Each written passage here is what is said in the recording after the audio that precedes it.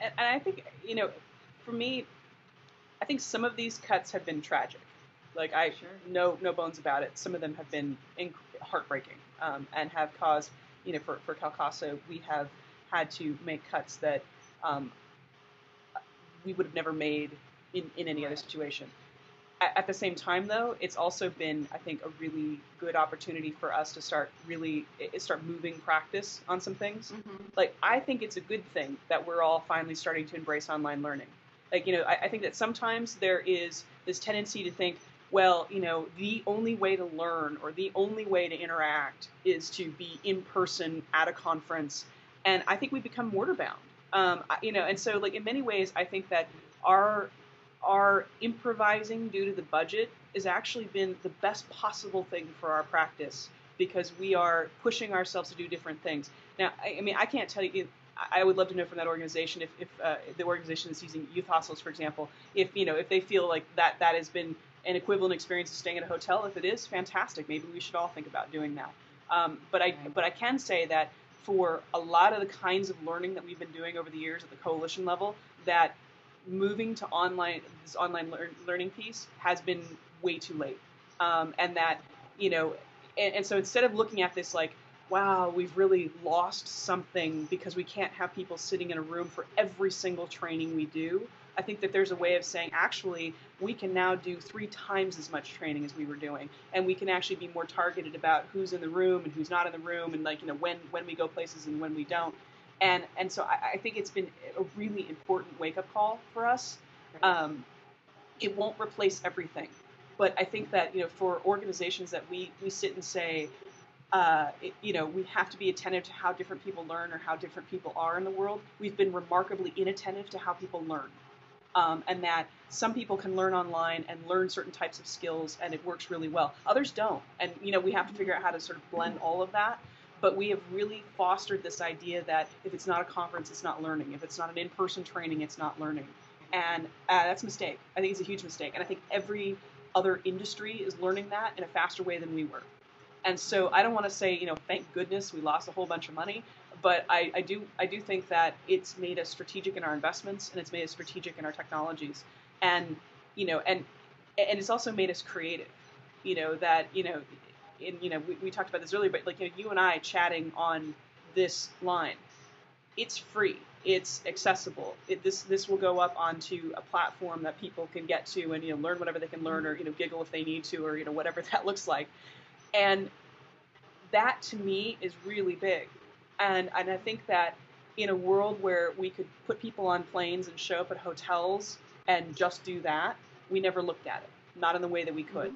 And so, necessity is the mother of invention, or whatever cliche you want to, cliche you want to use.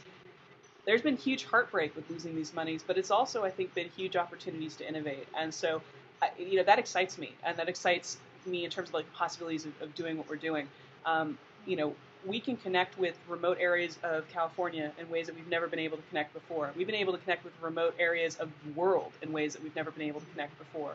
And that's because we've started to look at our backbone infrastructure that way, and gotten away from this idea that absolutely everything has to be done in person. Some things will always have to be done in person, but not everything. And I think it's reshaping how the coalition thinks of who we are and what we do. Absolutely. I think it's changing how we think about technology. Technology isn't a perk. Technology is a key core element of how we operate. It can take us farther. And technology is just one piece. I mean, staying in a youth hostel is another. Mm-hmm. Figuring out what's essential to the operation of the coalition and what's essential to receive on the part of the membership is another. Mm-hmm. And so how we go about thinking through the necessities, the bare bones, and the growth once you've done all of that really will prepare us for how to manage some of those ARA funds or the SAS funds. But it's being able to look at all of those sides of the puzzle at the same time that's going to be so critical for people right now. And it makes me think that we have to also start really looking to some of our colleagues out of discipline to be getting inspiration about stuff. I'm a huge fan of Seth Godin, for example, who does a lot of stuff on marketing and Web 2.0 sorts of things. But he helped put together something called the Bootstrapper's Bible that I think is a fantastic meditation on how to do a lot for not a lot.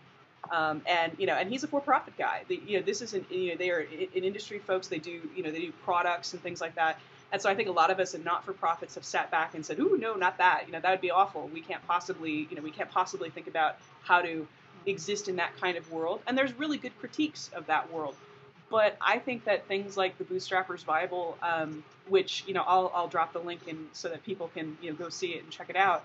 I think it's a great technology conversation, and I think it's one of those things that cause you to rethink everything. And so tragedy shouldn't be the reason to rethink everything, but in this work, that's exactly where we come from. The tragedy of sexual violence have caused us to rethink everything. I think the tragedy of economic recession causes us to rethink everything. Mm-hmm. And hopefully someday we'll be able to shift a paradigm to when things are really great, it causes us to continue to look for ways to innovate, and some do, and we do that often. But I think that for me, the meditation over these conversations has really been about not just what have I lost, or what has Calcasa lost, or what has California lost, or what has the nation lost as a result of the economic recession. It's about how is this going to be the wake-up call for us to grow? How is this going to be the wake-up call for us to be better than we ever were, doing more than we ever have, and being more meaningful than we've ever been? And make sure that every piece of our funding is going to something we need, that we can use, we can maximize on the part of our programs, on the part of survivor services, and our impact at the state level. And that everything has a reason. And that we're still proud of what we do. Absolutely. That Calcasa can say we are so proud of what we